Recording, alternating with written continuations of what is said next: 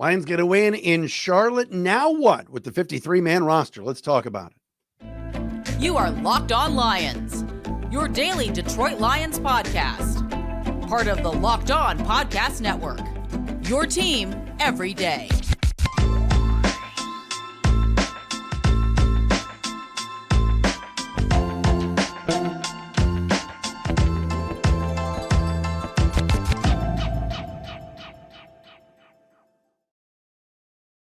It is a special Saturday edition, everybody, of Locked On Lions right here on the Locked On Podcast Network, your team every day, Saturday, August 26th and the Sunday, August 27th, as we recap the Lions' 26-17 preseason win over the Carolina Panthers last night down in Charlotte. Matt Dery with you. Thanks for checking us out wherever you get your podcasts. And, of course, following us on our Locked On Lions YouTube channel. If you are watching, thanks for being here with us and subscribing. Shout out to our everydayers as well, who check us out each and every day. We're going to do a Friday pod yesterday. I'm like, wait, let's just wait and do a show after the final preseason game, which a lot of us viewed last night on CBS at 8 o'clock.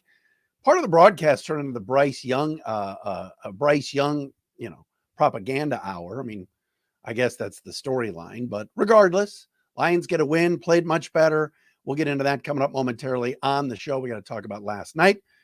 Really see some great depth in the secondary, which will make for some very tough decisions for the Lions brass when it comes to the and roster. We will discuss that coming up as well. Kicking situations a mess again. We will talk about that. Nate Sudfeld carted off. What does that mean for how many quarterbacks they're going to carry on the roster? All of that today right here on Locked On Lions, which today is brought to you by our friends at Underdog Fantasy. Visit underdogfantasy.com. or find them in the App Store and sign up with promo code LOCKEDON to get your first deposit doubled up to $100. Find us on Twitter at Dery Speaks, at Locked On Lions on Twitter, or X, whatever they're calling it now, who knows. On Threads at The Real Matt Dery, and also the Matt Dery Facebook fan page, where we post the podcast each and every day. All right, let me start with this. Last night's game, especially the second half, was a bit of a snoozer. It's preseason football. Nice to see that they were on CBS. So you got Andrew Catalon and Matt Ryan and Tiki Barber, some national people talking about the team and everything else. And like I said, I thought it was slanted a little bit more toward Carolina. I know Jeremy Reisman from Pride of Detroit was tweeting that out, kind of feeling the same way I was last night. But regardless, the Lions had a better showing last night and have a little positive momentum. I don't care if they win or lose. They just played better last night than they did last week in the loss to Jacksonville. Again, if they would have lost the game or something would have happened at the end and Carolina would have scored or what, who cares? All right. Now, the Lions care. Dan Campbell cares. But to me, it all starts up front. And the Lions offensive line, the depth along the offensive line, not the starters. All right. The starters are cool. All right. No one's going to say a bad thing about the starting six. All right. With Graham Glasgow as the swing guy. No one's saying a word about them. None of them played a single snap in the preseason. Decker, Jackson, Ragnow, Vaitai with Glasgow, and Sewell are all good. All right, we are good there. The question was, who's going to step up in case of injuries, in case multiple guys go down in a game, which can happen. All right, can Matt Nelson play? Can Ifedi play? What about Sorsdal? Last night, a guy like Colby Sorsdal, who the team drafted in the late rounds, really had a good game. You want to talk about handing out game balls, and PFF doesn't have their grades out yet, but a guy like Colby Sorsdal last night was moving bodies. He played some guard, he played some tackle, and he did a nice job. And a rookie like that you drafted, albeit fifth, sixth round, whatever, you need to see if they can go out there and play and make a contribution if there are injuries other places throughout the year. He played well last night. It was nice to see the offensive line push Carolina back a little bit, enable Craig Reynolds, come on, Craig, score a touchdown. All right. Even Craig Reynolds tweeted out his own touchdown and said, hey, bodies are moving. Offensive line did a nice job last night. So that was a positive. Really, on both sides of the ball, that's where you win games, man. O-line, D-line, up front. That's where the Lions have been solid and better as of late, especially going back to when they won 8 of their last 10 last year. And you build something with a solid foundation up front, you're going to win a lot of football games. The Chiefs for years have been good on the O-line and the D-line. The Eagles have the best offensive line in the league. They went to the Super Bowl last year. When the Browns went to the playoffs a few years ago, under Kevin Stefanski and won a playoff game in Pittsburgh, albeit in front of no fans. They were really dominant up front with guys like Bitonio, not Joe Thomas, Bitonio and others, Jedrick Wills, guys like that, when they were playing well. All right. You got to be able to block up front. So I thought Sorsdal played really well last night, and it enabled Teddy Bridgewater to look like Teddy Bridgewater. All right. He was completing passes. He looked comfortable in the pocket. He didn't have guys in his face. There weren't miscommunications and fumbles like we saw last weekend on Saturday in the loss to Jacksonville. Bridgewater threw a perfect ball on that deep slant to Antoine Green, and Antoine took it 70 yards to the house for a touchdown. We've been waiting to see one of these depth wide receivers make a big play in one of these games. Yes, Chase Cota has done well. All right. Dylan Drummond really flashed during training camp and in some of the joint practices. But in a game, live bullets, under the lights, on an NFL field, in front of NFL players, NFL referees, all of that. Antoine Green, the 7th round pick from North Carolina with the 70-yard touchdown, maybe just made the team on that one catch. He looked good. Dylan Drummond made some plays last night. But it was the offensive line giving Teddy Bridgewater some time. And he looked so much more comfortable last night. So that was good.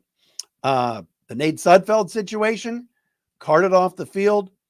Didn't look good. A leg injury. Adrian Martinez had to play the rest of the way. I don't think Nate Sudfeld makes this team.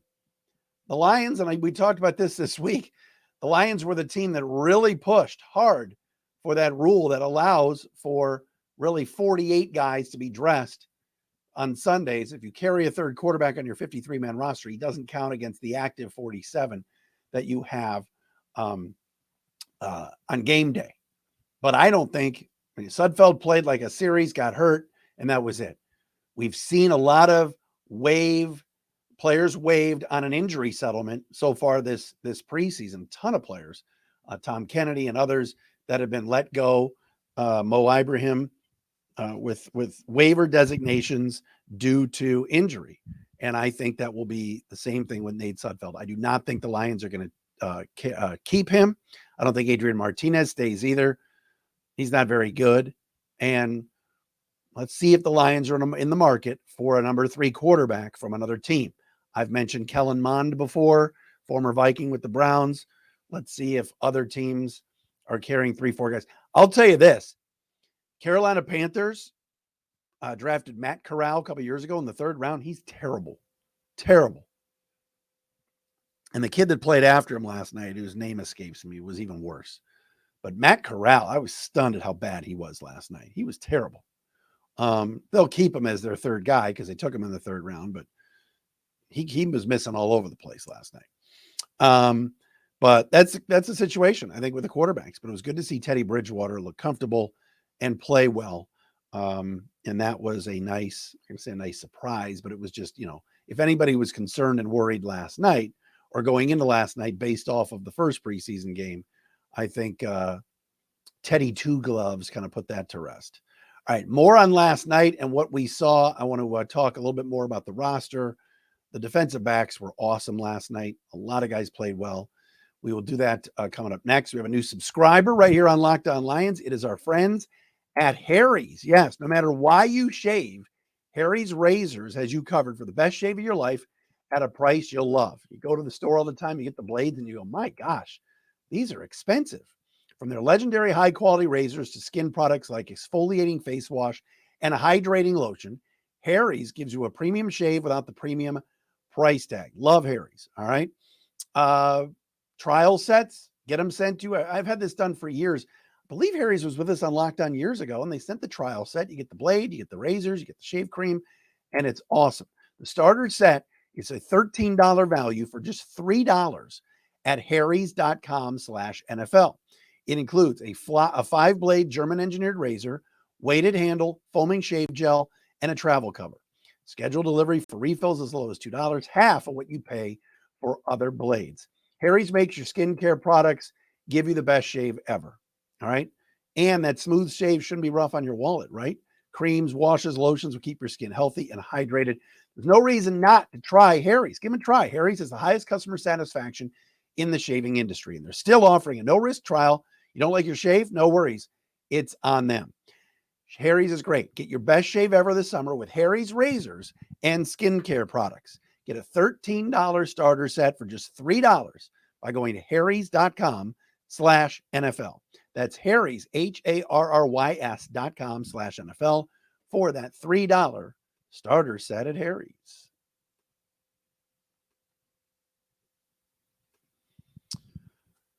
All right, Matt Dery back with you. It is a Saturday edition, a little post-game pod from last night's 26-17 Lions victory. A Lions victory against Carolina Panthers. By the way, Theo Gridiron, the man that sings the Alliance fight song, I ran into him a few weeks ago. He will be in Kansas City for the opener. Shout out to Theo and his beautiful wife. They're going down there for the game. So that Robin is her name. Good people. All right. Anyway, secondary depth. Let's get into it. Last night was the Steven Gilmore show. You know, I'm looking at these roster projections. I'm going through the roster, and it's like Starling Thomas or Steven Gilmore or Chase Lucas or Steven Gilmore. The Lions are going to have a very difficult decision to make.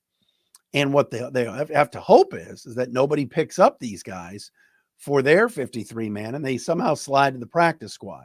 But last night, Steven Gilmore, number 36 with the long hair, just played great football. Now, again, preseason, I get it, everything else. But a pick six at the end of the game, great play, great break on the ball, a couple of pass breakups.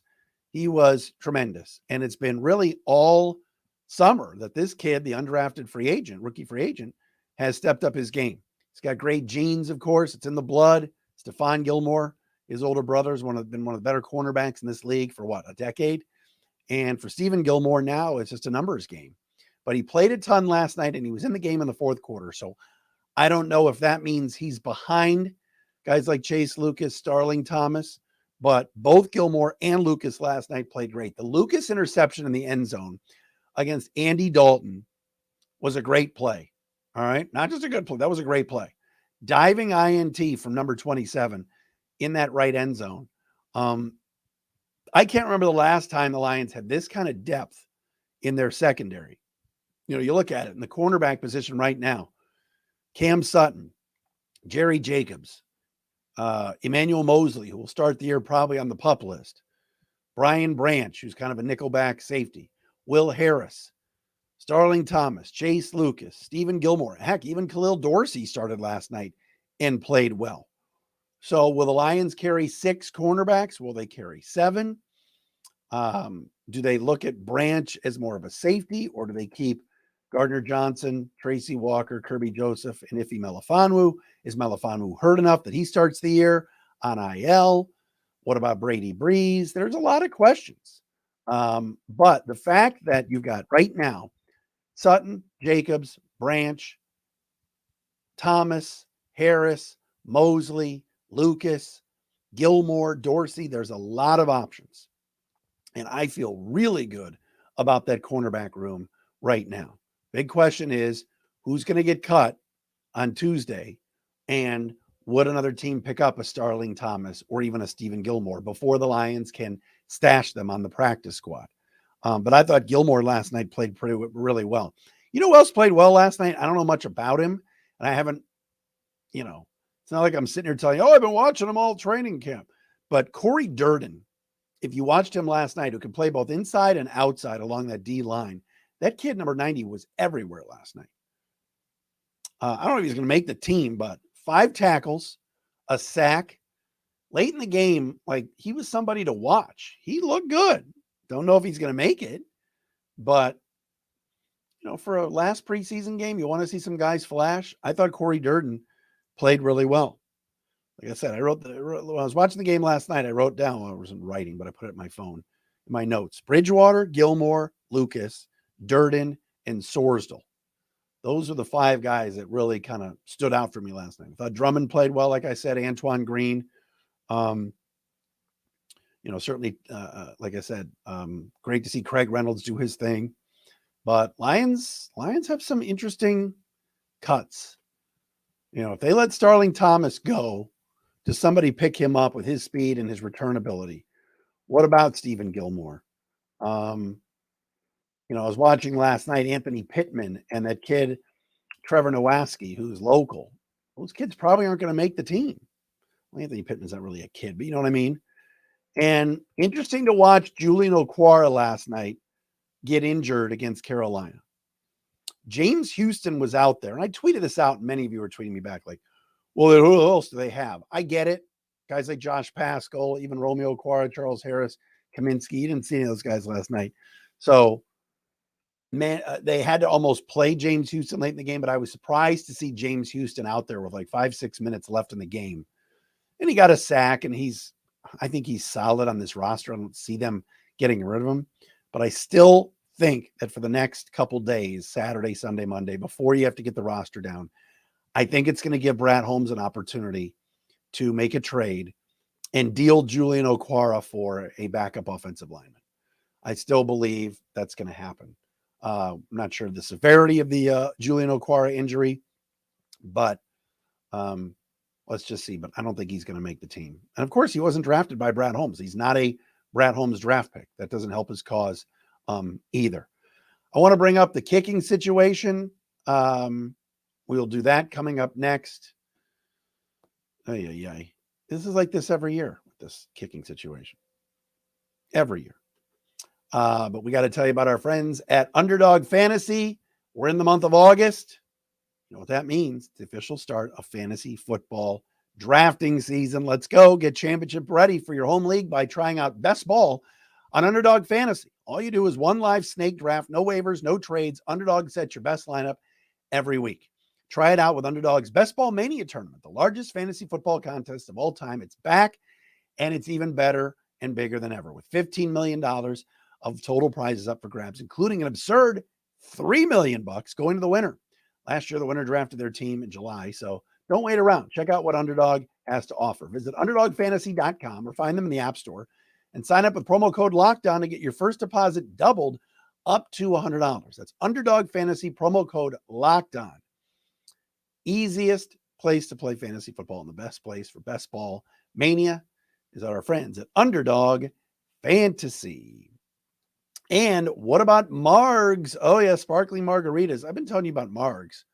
Look, it's a Saturday. I'm going to be completely honest with you. All right. Today, I'm going up to another place that is like a cider place, rhymes with fakes.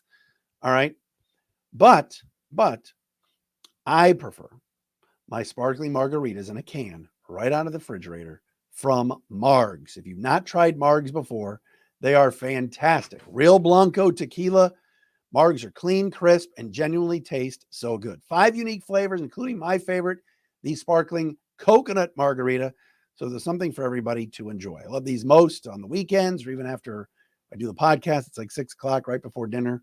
Just to crack open one of these. They are fantastic. Visit SipMargs, SIPMARGS.com to find a retailer near you and to learn more about it. That's SIPMARGS.com to find a retailer near you. Must be 21 and over to enjoy. Cheers, and please drink responsibly from our friends at Margs.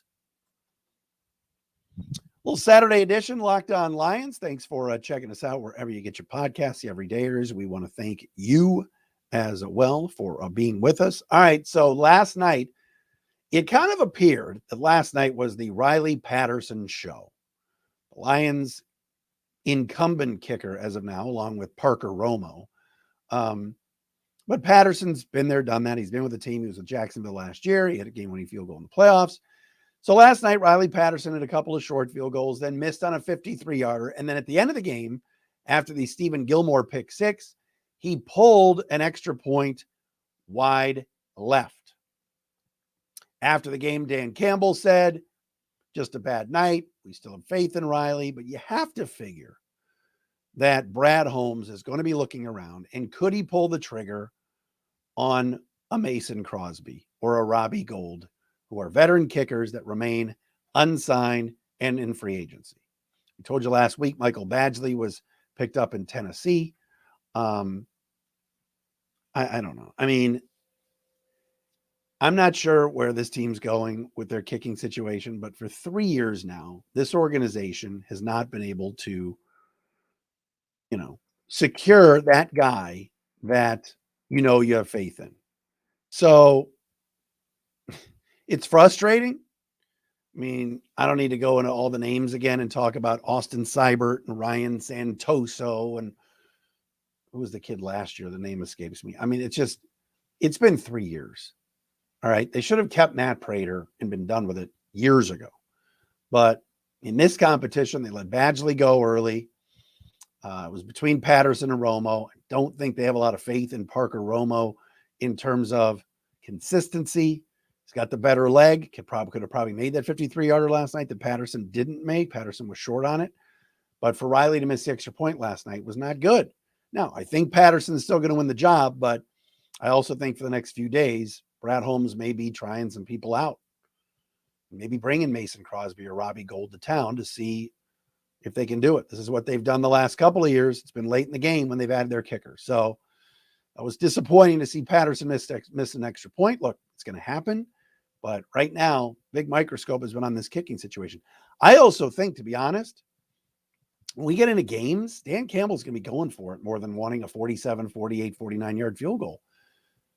I don't think he's got, even if he had Gould or Crosby, keep an eye on it, but it's not been a good scene. And it continues to worry you as a Lions fan when it comes to a missed extra point like last night. Can't be doing that in Kansas City. The Chiefs have a guy in Harrison Butker, is going to be the guy. So we'll see where this goes and what the Lions do. All right, we are back on Monday with another episode right here on Locked On Lions. We appreciate you checking us out wherever you get your podcasts as we recapped last night's win. Talk to you again on Monday. Thanks, everybody.